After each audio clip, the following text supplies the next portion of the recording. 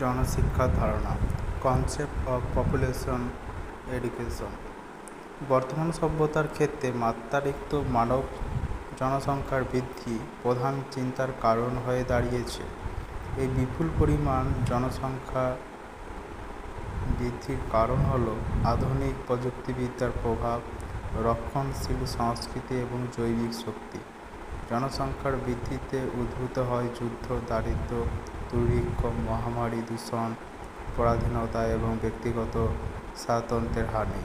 এই তাৎপর্যপূর্ণ ঘটনাটি বর্তমানে একটি সামাজিক সমস্যা এবং বিশ্ব জনসংখ্যার অনুকূল আয়তন ও মাত্রা বজায় রাখতে সুনির্দিষ্ট উদ্দেশ্যের ভিত্তিতে পদক্ষেপ গ্রহণ করা জরুরি। ক্রমবর্ধমান জনসংখ্যার ভবিষ্যৎ কুফল সম্পর্কে অবহিত হওয়ার পর সমগ্র বিশ্বের প্রতিটি সামাজিক সংস্থা জনসংখ্যা বৃদ্ধি